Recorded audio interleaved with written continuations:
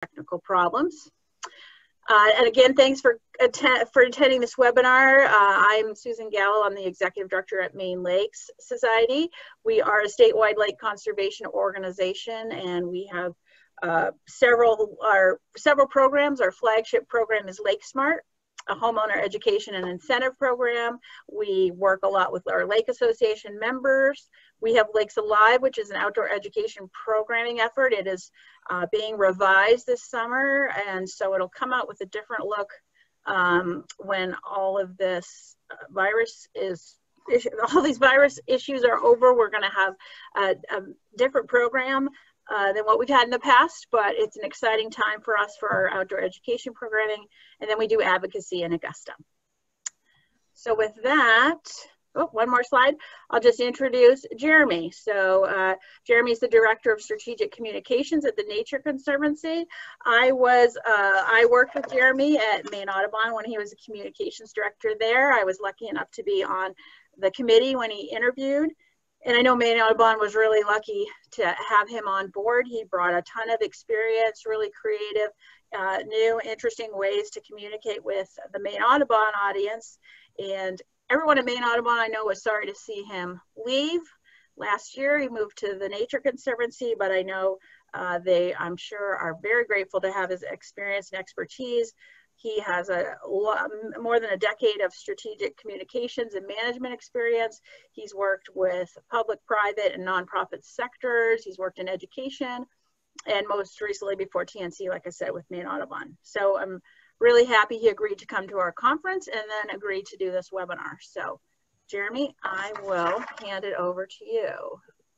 Thank you very much, Susan. And I'm going to try and pull up my slides. And I miss working with you very much and everyone at Maine Audubon. And I am also really pleased to still be working in conservation. And can you see all that? Does that look okay? I feel like, can you see my screen I say that more than I ever have in my whole life these days, but if that looks good, then I will dive in. Thanks. I'm so excited to be here with all of you. I wish, to echo Susan's point, that we could be doing this in person in June, but this is definitely the next best thing. It seems to be the way of things now. And I'll get into a little presentation I put together here about broadening your audience and reaching new folks based on my experience to date. I'm especially looking forward to the Q&A section at the end, so feel free to send any questions as I go or save them for the end, either way. And I'll do my best to answer them. So I'm Jeremy Cluchey. I work at the Nature Conservancy in Maine as Communications Director. I'm broadcasting from my home in Broaden.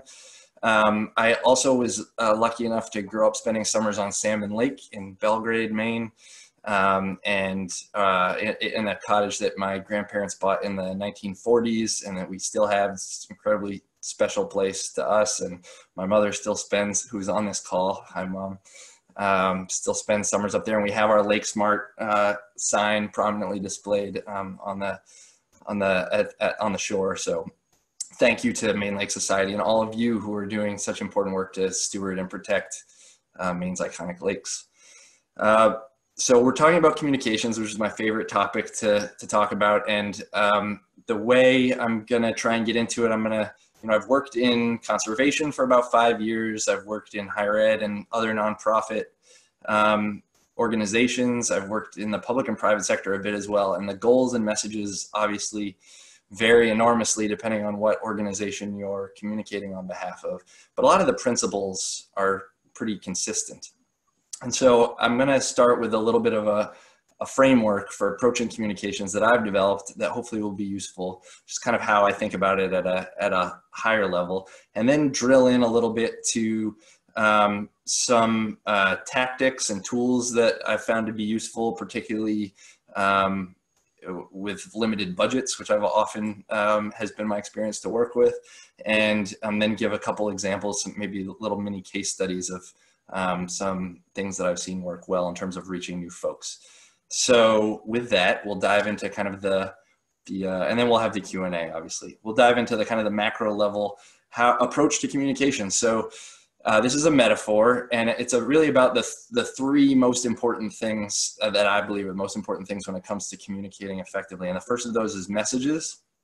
And so that's kind of the notes that you need to hit as an organization. Those are your messages, and understanding what your messages are is critical to being able to communicate effectively, obviously. And we have lots of them, right? And I've taken a little bit of a stab at some of the messages that maybe you might be needing to put out there on a regular basis about lakes, about the critical role they play to wildlife, to people, to our economy, the importance of public policy and protecting lakes, stories from the lake. You know, any content that we put out, for example, on social media, that's real meaty scientific content that we're really excited about, it never performs as well as the photograph of the you know, hawk perched outside our office window.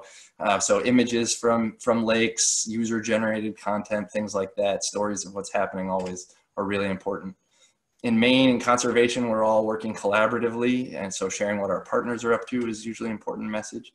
How you can get involved is obviously a very important message. We rely on people, whether as a volunteer, on a board, in any number of ways, and of course how you can support us financially and otherwise.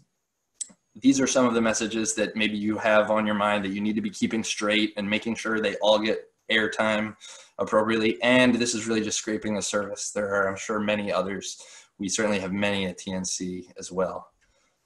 So you've got your messages. The next thing, the second thing of the three that I think is super critical is your channels. These are your vehicles for delivering those messages, and you have lots of them. It can actually be pretty overwhelming to keep straight. Websites have really become kind of the cornerstone for a lot of organizations for containing those messages. You have the press and other organizations that have column inches to fill that can help you tell your story.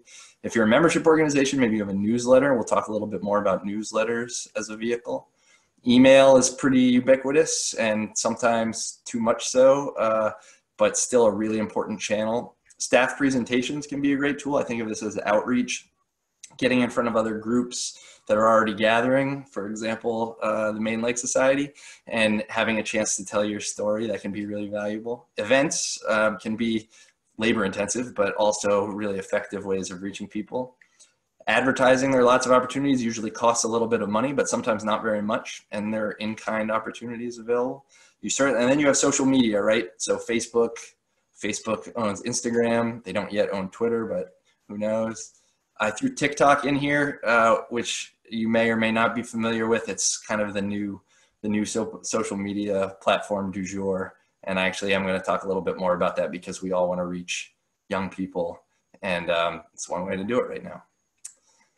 So you've got your messages, your channels, and you're lining those up to reach your audiences. And so that's the third thing in communications. You really need to understand who are your audiences.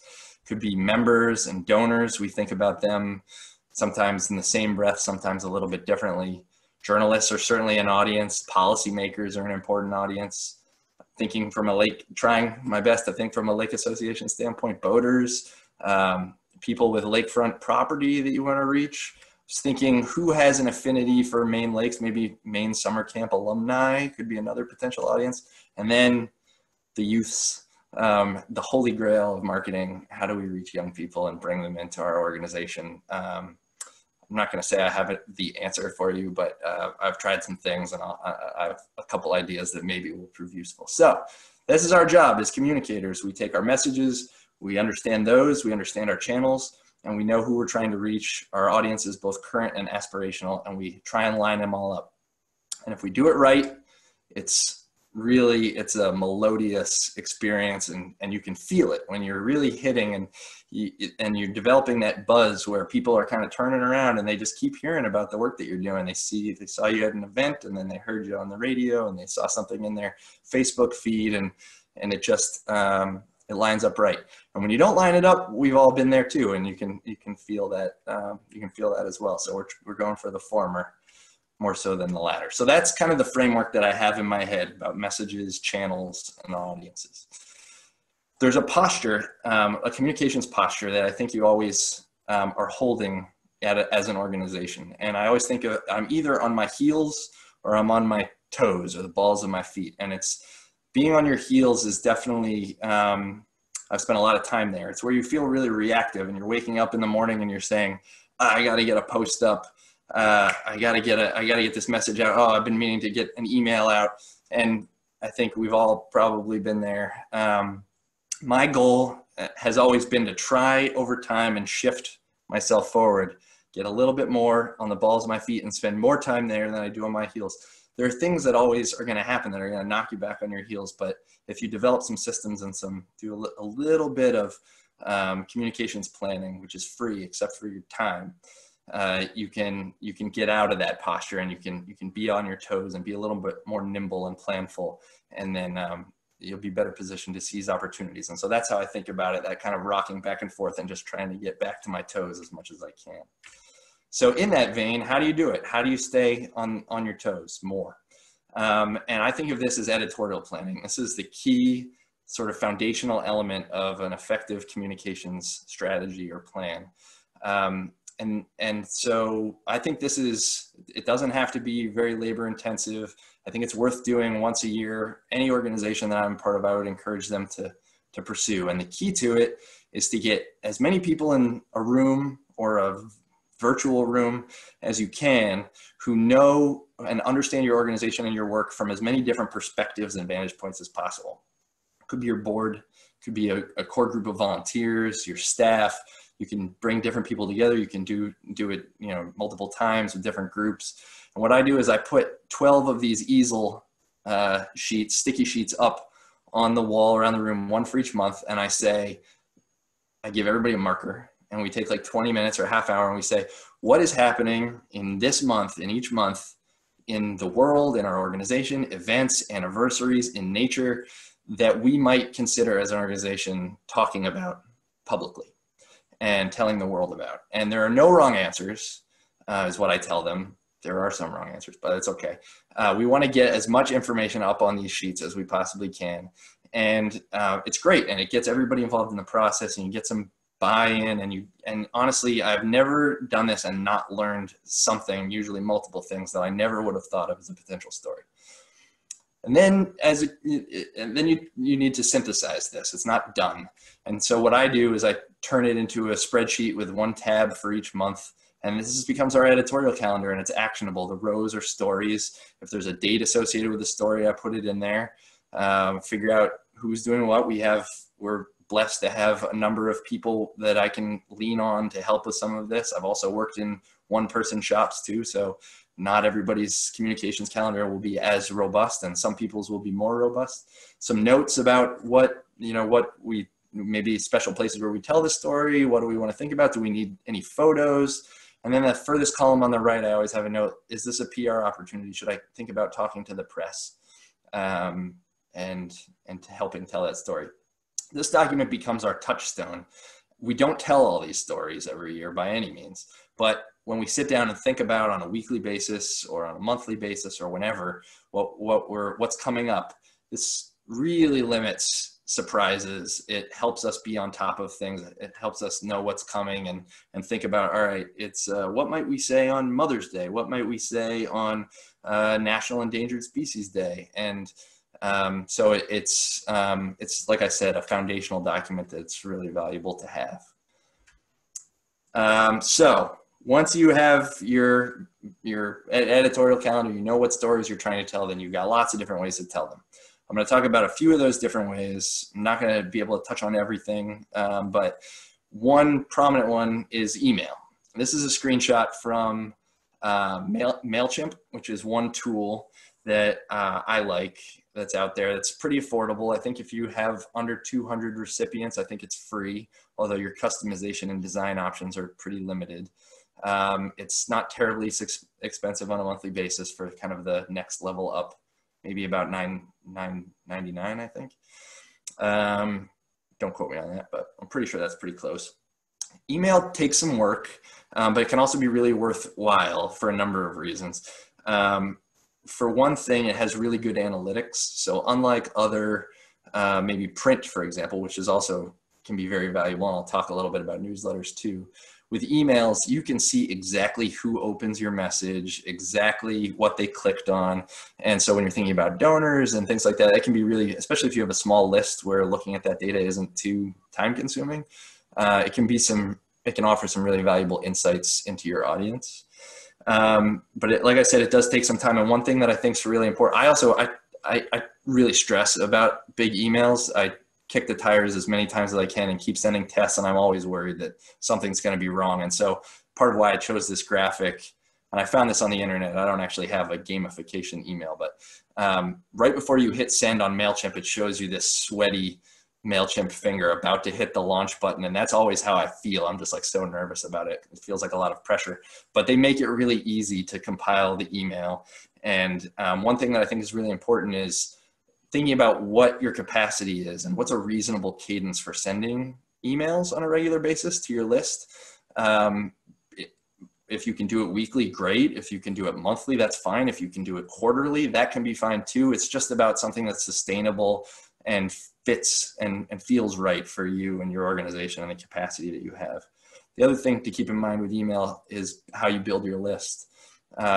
Is it easy when people come to your website for them to sign up for updates or share their email address? If you're tabling at events, are you collecting that email and keeping that list refreshed? If you are, that email can really become your regular clearinghouse of information, and you can be adding new people to the mix. I'll move on to newsletters. So newsletters are not free or even especially cheap, although there are different ways to do it. For many organizations, it's a flagship vehicle for delivering, a channel for delivering their messages. And a lot of them are really beloved, and you may have dedicated volunteers who are writing great content for your newsletters, and that's awesome. You don't have analytics, so it's hard to know exactly how they're used except anecdotally. But people really appreciate nice mail. They appreciate nice, that's one thing I've found. And especially as things have moved for cost purposes and because of technology, more and more has moved online, that's left a little bit of a vacuum where if you make something really nice and substantive and it shows up in people's mail, I've found that they really appreciate that. So that becomes another useful tool. But again, it does take time and capacity. And one thing to think about there, though, is you don't have to write just for your newsletter. If you've got a volunteer or you spending a lot of time writing for the newsletter, that can also go in your email. That can also go on your website. The acronym I keep in mind is COPE, create once, publish everywhere. There's no harm in telling the same story multiple times to your audiences through multiple channels. In fact, you should do it. All of us need to hear things multiple times before it really sinks in. So it can feel like, well, I already said this. I hate to repeat it here. It's fine. Nobody's going to notice. And if they do, they'll appreciate how much you're communicating to them. That's been my experience anyway. Somebody might notice and they'll prove me wrong. But I think for the most part, looking for opportunities to repurpose content that you worked really hard on and find other channels for it is very much worthwhile. So a few, maybe 4 other just quick examples. Radio, I think, is really undervalued, quite frankly. At TNC, we underwrite on Maine Public and Maine Public Classical. Analytics on that is a little bit tough. That costs some money. There are also free opportunities. I live in Bodenham, and we pick up WCME 99.5, which broadcasts out of Fort Andrus in Brunswick. And Jim Blightcamp is the host of that. I don't know if anyone ever listens to CME. It's great. And I think Friday morning, he has this woman, Stacy Frizzle, on, who runs People Plus, which is like a civic organization. She's probably on there for 20 or 30 minutes, just talking about everything that they're doing in the community. And they're just having a conversation. It's great for him. It fills airtime and with relevant information to his audience, hyper local, and it's great for her. And it's one of the most amazing marketing partnerships I've witnessed, because it's win-win for everybody. And I think that's worth seeking out, having a weekly spot or a monthly spot or whatever on your local radio station. They would probably welcome it, to say what's happening on the lake, or, what's happening in nature around them, or whatever's kind of relevant and mission relevant for your organization. Could be a good opportunity to check out. Lectures, events, and then finding kind of media to help promote them.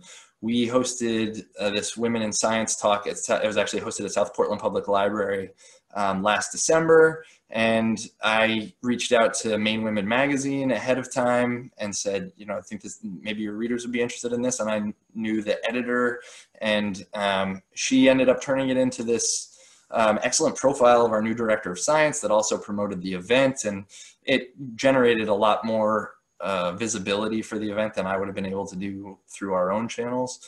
And we even are still getting inquiries based on this coverage. So pairing events and reaching out to folks locally to help cover it is another great tactic. Content partnerships is another one worth mentioning. So there are lots of organizations like yours that also have newsletters that are also looking for content. And as an example, at TNC, we're partnering with Maine Woodland Owners, and their journal, Maine Woodlands, is a great monthly publication that reaches over 3,000 households, which is a great audience for us. There's no financial relationship there. They need stories, and we would love to reach this audience. And so we write interesting, I think, pieces for them every quarter, and it appears, and everyone's happy, I think. Another example is other folks' events, and finding ways you can have a table or another presence. We do a lot of work in the Katahdin region, and the Millinocket Marathon is an amazing event up there in the winter. The whole community comes out. And so we set up a table and handed out maple syrup shots to runners as they went by. Maple syrup made in the St. John River Forest actually cost us nothing except my time and a couple gallons of maple syrup. So looking for those sorts of opportunities can be really, really useful. So, I'm gonna go back, spoiler alert. We're gonna move into social media. That's the sort of last thing before we move into questions. But we have a poll that we'll deploy. Here it comes. And I'm just gonna take a breath while you fill that out.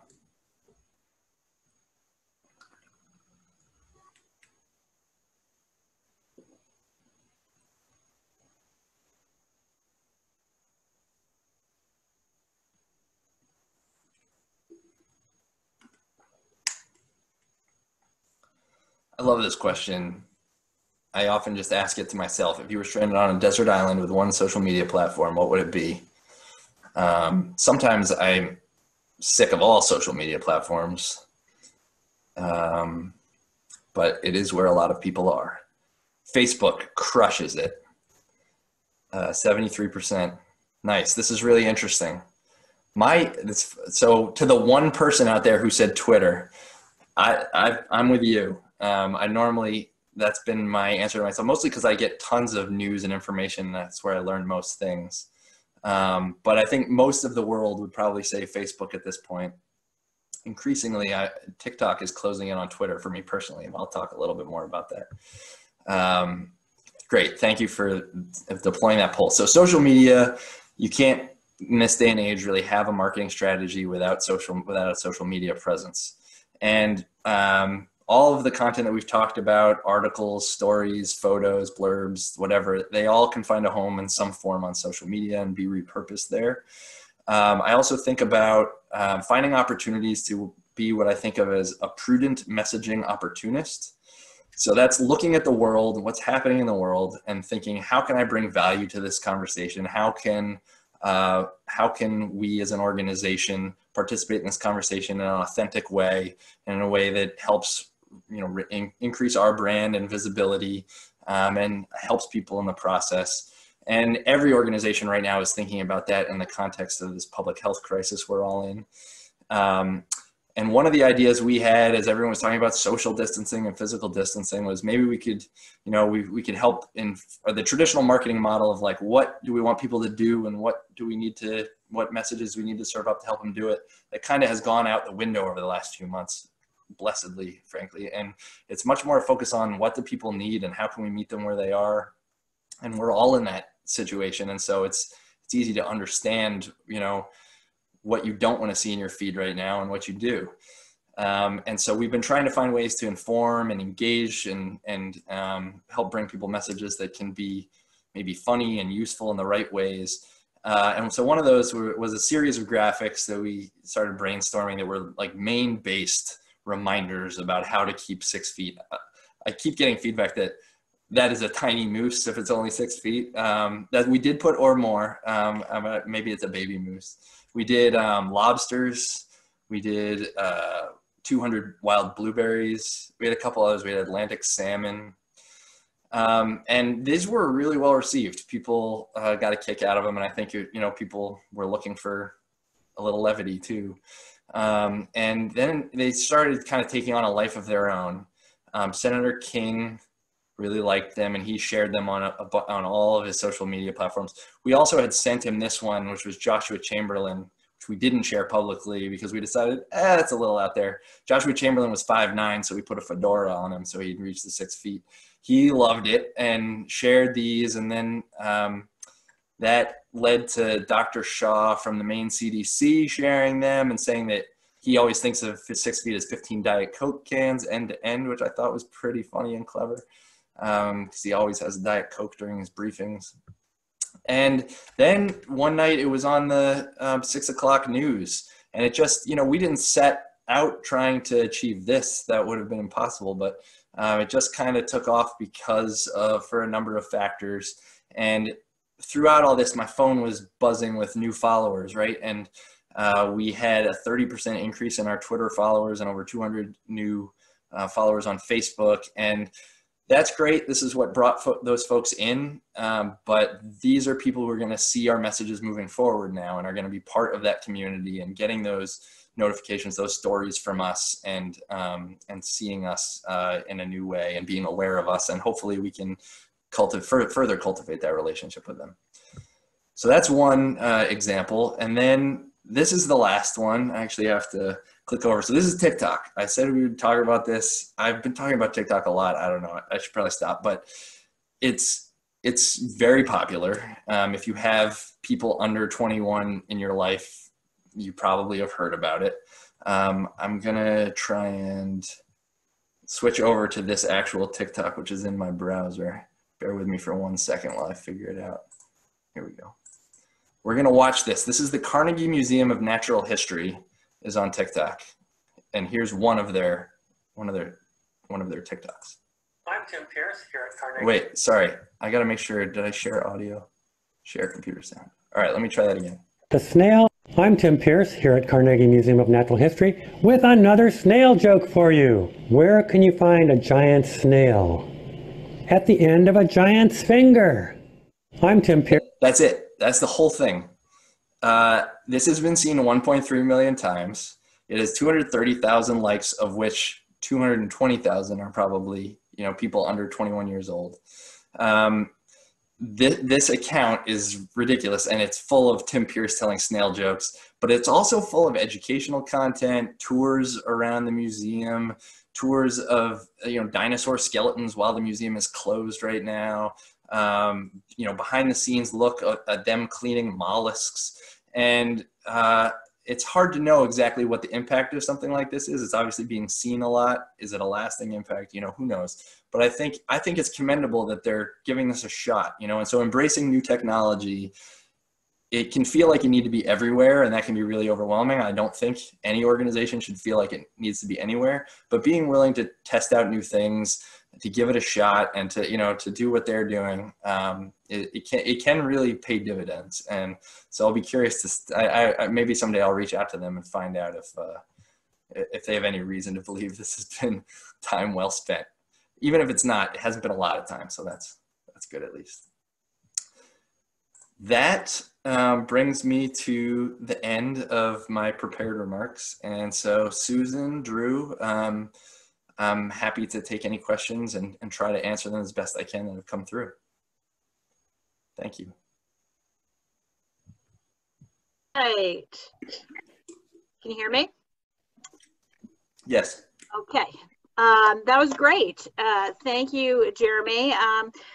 We've had about 10 or 11 questions, so I've tried to organize them. They go from easy to hard.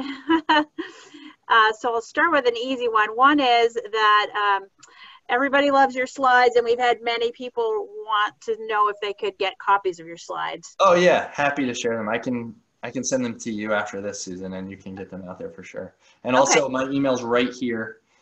Feel free to use it. I'm happy to correspond with anybody. Awesome. Okay, that was an easy one. Do you have any recommendations for website builders that might be relatively inexpensive for an association with limited funding? That's a great question. My website, like content management system, CMS of choice, is WordPress, which is open source and free to use, but then you can pay more to use different templates if you need to, or plugins.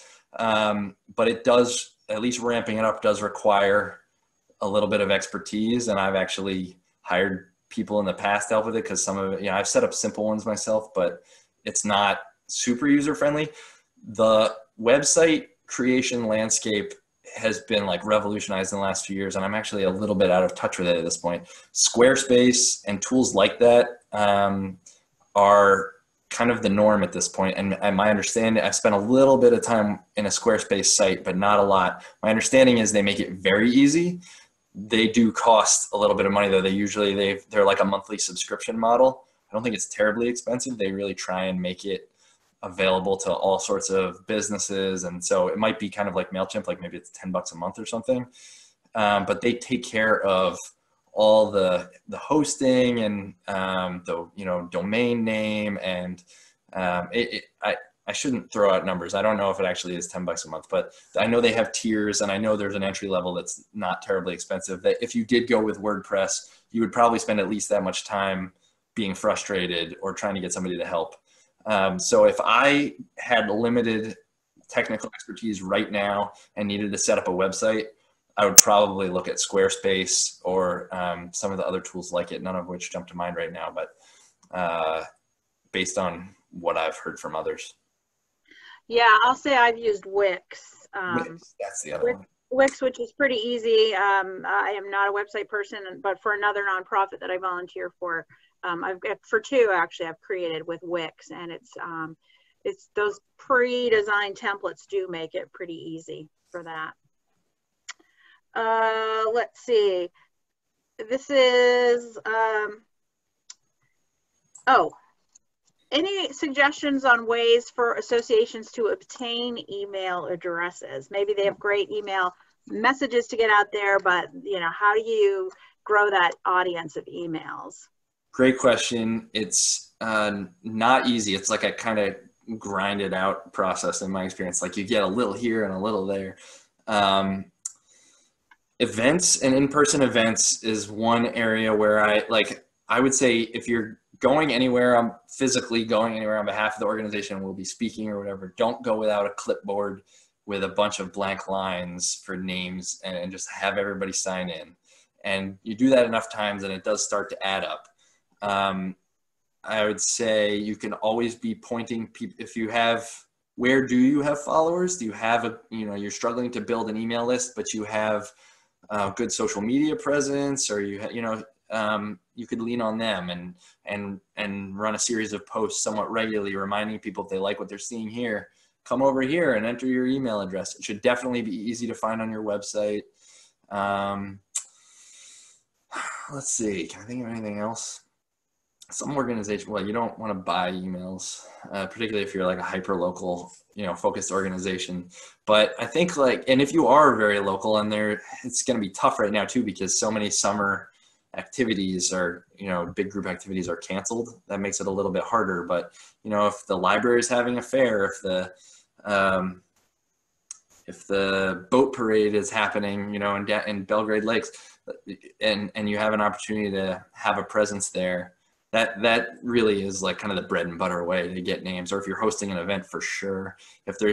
Holding an event like this, if you hold a virtual event and people need to enter their email address to register, that's a great way to do it too. So anything where they need to share their email address to get something, and then they can opt out, they'll have the opportunity. There's nothing wrong with, they've expressed an interest in your organization, you go ahead and add them to your email.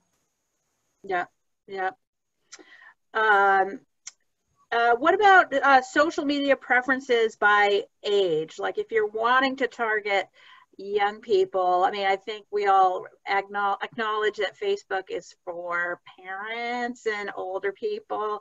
What are the best what are the social media preferences by age roughly? Yeah, there's plenty of research on this. And I think, you know, well, let's see. There is sort of like, Facebook is for parents, but I know there are young people on Facebook too. It's just sort of less universal than it is at other age groups. Instagram has traditionally been where millennials have been, although young people now, you're not necessarily just talking about millennials anymore. You're talking about Gen Z, and that's where TikTok and sort of other new apps like that come into play. But Instagram is a great platform. Facebook does own it now, but it's very visual. The key is photos. You have to have engaging photos for that platform. Whereas with Facebook, you can get away with sharing links and more text and, you know, links back to your website or you know, memes. Instagram, you really need quality photography of some sort, and there are lots of ways to get quality photography. That could be something that volunteers can be really useful for. I've definitely leaned on talented volunteer photographers for meaty Instagram content in the past, but that's a good platform of the big three: Facebook, Twitter, and Instagram. That's a good one to focus on for the younger demographic for sure. I will say, social advertising is something to explore depending on your budget. But for really, if you have like a local focus, if you're trying to reach people in a county and that's it, or a series of towns or a 25-mile radius of a point, then for not a lot of money on Facebook or Instagram, you can serve up your content to the people who live there, particularly in a rural area. So for $20, you can reach a couple thousand people within 20 miles of your lake, for example. And so they make it pretty easy. Facebook makes it pretty easy to give them $20. So if you wanted to explore that, it could be another way, and that would just show up in their feed as sponsored, but they'll see that it's sponsored content from an organization right down the road that maybe they hadn't really thought about lately. And so it puts you in their orbit. Well, here's a related question about that, which is that most of the Lake Association audiences that you're talking to today, you know, they're very small boards, no staff, you know, limited funds, all volunteers. Given that sphere, what are sort of what's the top 3 things that they can do communications wise to get their message out? So Facebook seems like one, because you can boost posts like you just said, and it doesn't cost anything. So that seems like either Instagram or Facebook would be one. Are there any other strategies that you think would be sort of top of line for a group on a limited budget with limited staff? Biggest bang for your buck. Yeah, awesome question. Let's see. Yeah, I mean, social media is important, and it's not just a presence. It's also, a quality of content is also really important. It's easier to put stuff up on Facebook than it is to put good stuff up on Facebook. So spending a little time with it, I think would be, I would put that in the list. I talked a little bit about radio. I don't know why because it is hard to get radio analytics, but people do listen, and it's also like not a lot of organizations use it, honestly. There's paid advertising, but I think approaching the local radio station and saying, hey, like, do you have 5 minutes a week for me or one of my volunteers to come on and just tell you what's happening ecologically on this lake that we everyone in your listening radius loves and wants to see stay healthy? And it can just be like, hey, this week the loons are nesting, and we got a report of XYZ, or this is when we're inspecting for milfoil. I'm getting out over my skis a little bit in terms of my lakes references, but it's a chance to it's a good potential forum, and so I would definitely encourage exploring that. That's 2. And I think developing an email list would probably be the 3rd. I think that's it's important, and people get a lot of email these days, and email fatigue is real, but you kind of have to be in the mix. And so if they're getting tired of emails, you want your emails to be one of them and to give them something nice. One last thing that I throw in there is I've learned about the importance of photography. And if there is a way for you through a volunteer, I mean, people who love nature, there's the Venn diagram of people who love nature and people who are good at photography has a lot of overlap. And so you may well have volunteers in your orbit who are they would love to help out in this way. And people can sniff out a stock photograph a mile away. And so if you're able to have fresh, original photos, you're going to be able to put those all sorts of places. That's a really valuable volunteer contribution opportunity. So I'd say try and see if you can find some original photography and keep it fresh and keep serving it up to your audiences. That's awesome. I'm going to ask one more question, and I don't know if you can, then you could stop sharing your screen and I'll just put up my last slide, sure. Jeremy. I'll ask one more question, but then we will, I know there's a bunch of outstanding questions. People have asked about newsletters, dealing with people who don't have email, asking for more information on MailChimp and Facebook post boosts. So we will, we'll save all those questions.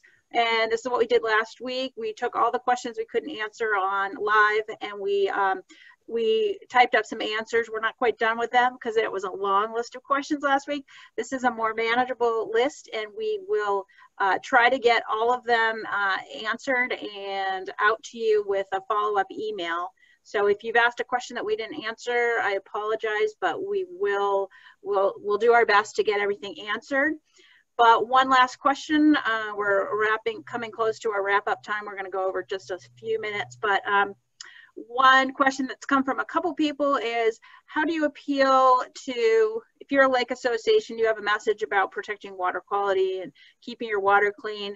Do you have any suggestions on how to appeal either to people who don't live on the lake that are further away and aren't directly connected, or people from town officials who might be wary about your messaging and might be suspicious of your messaging? Are there any thoughts you have for people looking to get to those tougher to reach audiences? Oh yeah, that's a great question.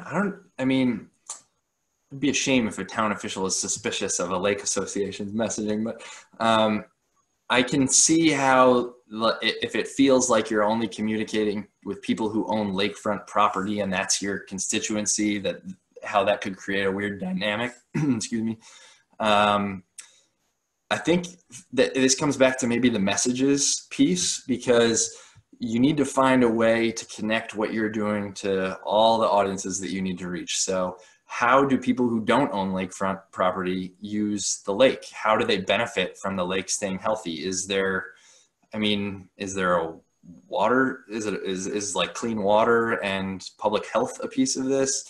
In the Sebago Lake watershed, the Sebago Clean Waters is building which is a partnership, is building a whole communication strategy around explaining that you don't have to live on Sebago Lake because 1 out of 6 Mainers relies on it to get their drinking water. And so conserving the land around it is really important. So thinking like, what is your point of connection to those folks, and what is the benefit that they may not even know that they're drawing from it? Maybe this lake brings tourists every summer who spend money in town and stay in local B&Bs and Airbnbs and whatever. And we, like if the lake gets mistreated, or, public policy is such that things can go wrong in the lake, that's going to actually hurt the whole town economically. And we all have a shared vested interest here. That should be persuasive. So you got to find that message, and then you got to that's the whole thing with like, oh yeah, good. That's the whole thing with lining the messages up with the audiences. That might not be the right message for boaters, might not be the right message for lakefront, shoreline owners, but it might be the right message for the select board of the small town you're trying to reach. That's great. Thank you. You bet. Well, I hope we've gotten great comments so far on the chat. So people have really appreciated this, and I think it went really well. And thanks, Jeremy, for being willing to be on the spot and tackle so many questions. My pleasure. Next week, we'll be talking about loon mortality and human attitudes with Brooke Hafford McDonald, our Lake Smart manager. If you like what you heard, definitely check us out at mainlakesociety.org. We're a membership organization. We'd love to have you. We will send out a recording in the next couple of days. You're welcome to share that with anyone who you think might be interested. And Jeremy mentioned he'll share his slides. We'll get the rest of your questions. We'll try to answer. And then finally, at the end, there is, when you log off this webinar, there's a short, very short, quick, less than a minute, 5-question evaluation. We'd love to hear from you. Oh, unanswered loon questions. That was last week. Unanswered communications questions will be sent out. So thanks everybody for joining us. And thank you especially to Jeremy for giving us such great information, so much information and helpful tools. And I think I speak for everybody in the audience when I say we really appreciate it. Thank you very much. It's really my pleasure to be here. And thanks again for all you all are doing for Maine Lakes. Thanks. Okay, everybody. Bye. Thank you.